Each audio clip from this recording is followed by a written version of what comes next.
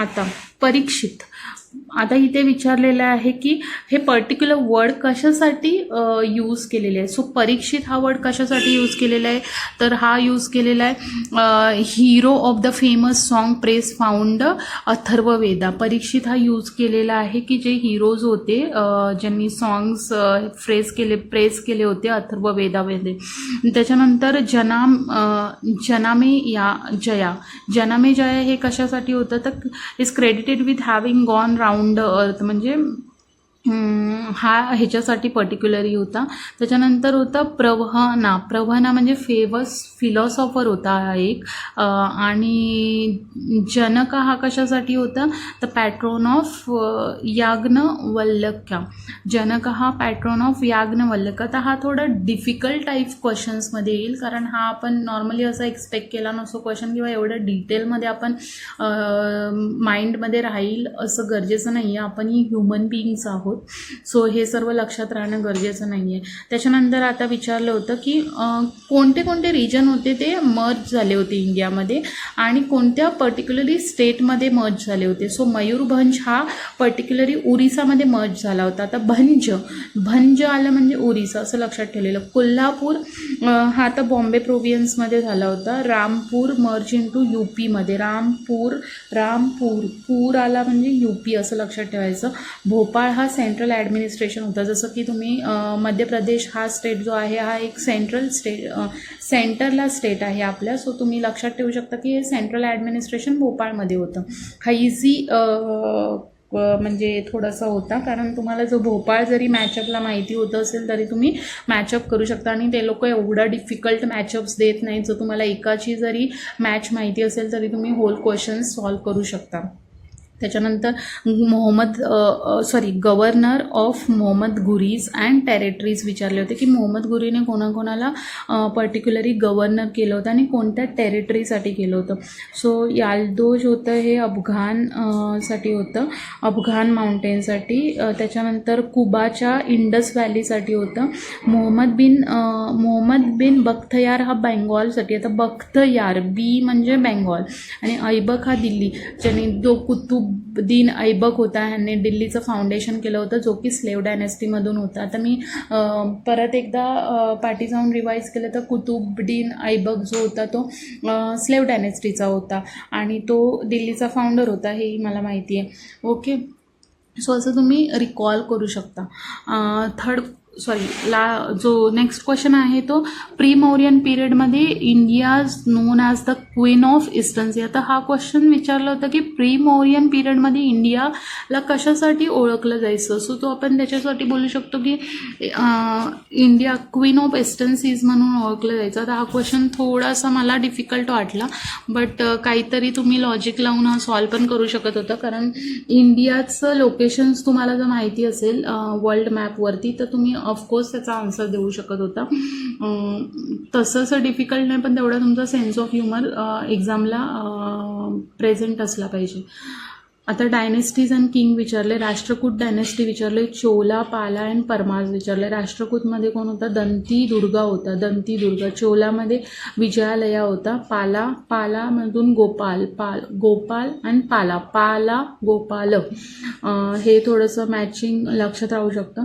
परमार्स उपेंद्र हा परमार डायनेस्टीचा किंग होता.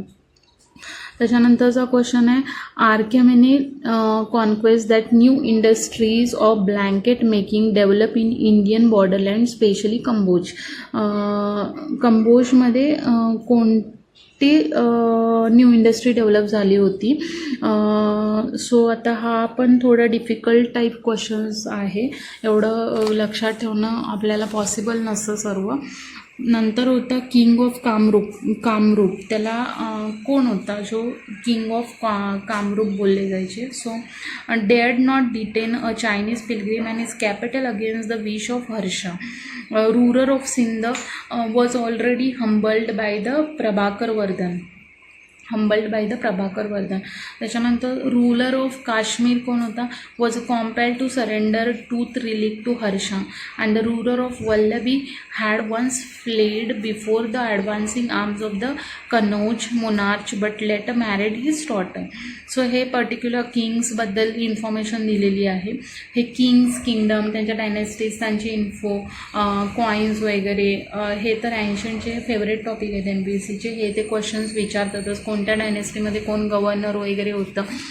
त्याच्यानंतर विचारलेलं आहे की authority over several overseas territory including Ceylon, Nicobar island, part of Malaya peninsula, हे ते कोणाचं जास्त ऑथॉरिटी होती? तर राजेंद्र चोला वनची ऑथॉरिटी होती. जसं की अलेक्झांडर बेबिलॉनला जाऊन डाईड झाला होता.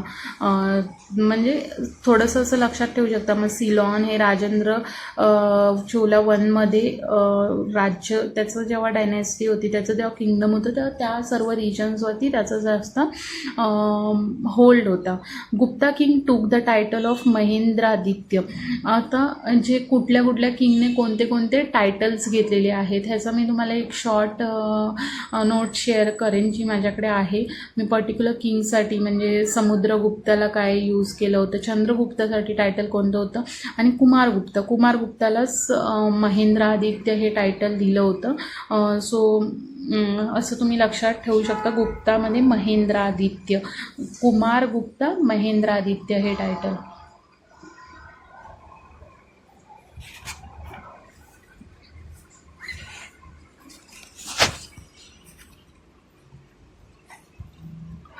आता आहे ताक्षण.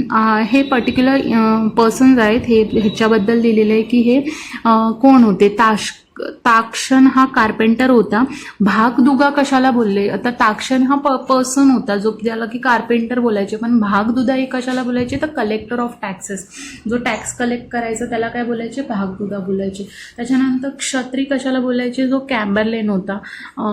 त्याच्यानंतर Vidatha an assembly in which both man and women participated, त्याला विधाता बोलायचे, ज्याच्यामध्ये मॅन अँड वुमेन पार्टिसिपेट करायचे. अशा असेंब्लीला काय बोलायचे? विधाता बोलायचे. आता सेकंड क्वेश्चन आहे. नेक्स्ट क्वेश्चन, दशरथ्य युद्ध फॉट बिटवीन. आता दशरथ्य युद्ध फॉट बिटवीन एवढं तुमच्या लक्षात राहील हे सर्व माहीत नाही. काही काही क्वेश्चन असे असतात जे तुम्हाला लिव्हिट करायचे असतात, बिकॉज त्या क्वेश्चन्स कोणालाच येत नसतात आणि त्यामुळे ते क्वेश्चन्स तुम्ही सोडले तर ते चांगलं आहे, कारण त्याच्यामध्ये तुमचे मार्क्स जाण्याची शक्यता असू शकते. सो दशरथ्य युद्ध fought between Vishwamitra and Bharat tribe, ह्या दोघांमध्ये फॉट झालं होतं. हे MPSC कुठून क्वेश्चन शोधून काढतात त्यांचं त्यांनाच माहीत.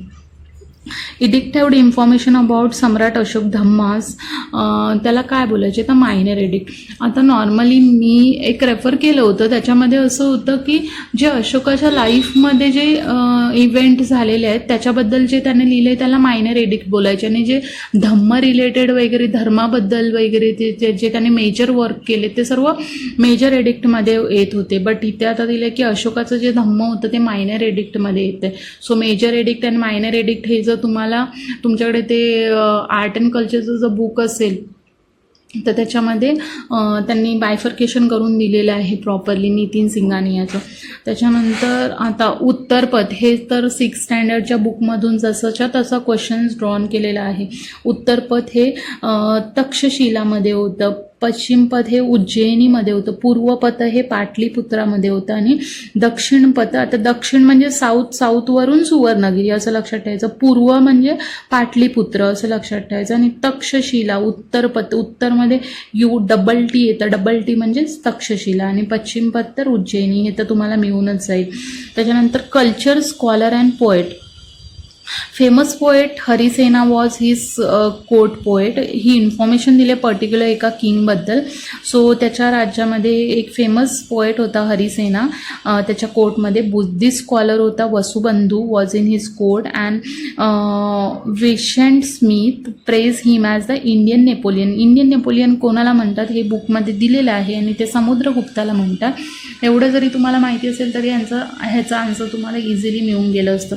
Famous poet Amir Khusro. आता Amir Khusro was in his court, destroy dominance of उलेमाज in the state and first sultan to attack the southern kingdom.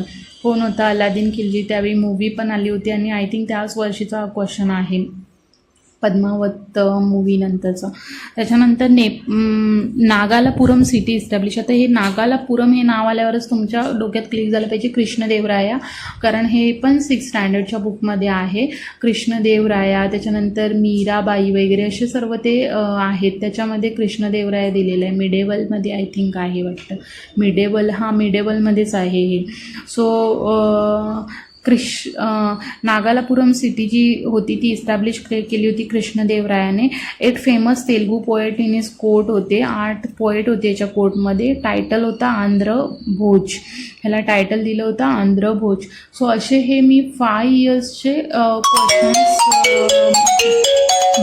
Question जे आहेत ते तुमच्याशी डिस्कस केलेले आहेत. सो 5 इयर्सचे जे क्वेश्चन्स आहेत हे मी तुमच्याशी डिस्कस केलेले आहेत. आणि आता मला असं वाटतं की मी नेक्स्टला तुम्हाला मॉडर्न हिस्ट्रीचे जेवढे PYQs आहेत ते सर्व डिस्कस करेन आणि त्यानुसार मग आपण बुकमध्ये परत एकदा एक्स्ट्रा इन्फॉर्मेशन जे काय काय आहेत ते आपण रिवाईज करू.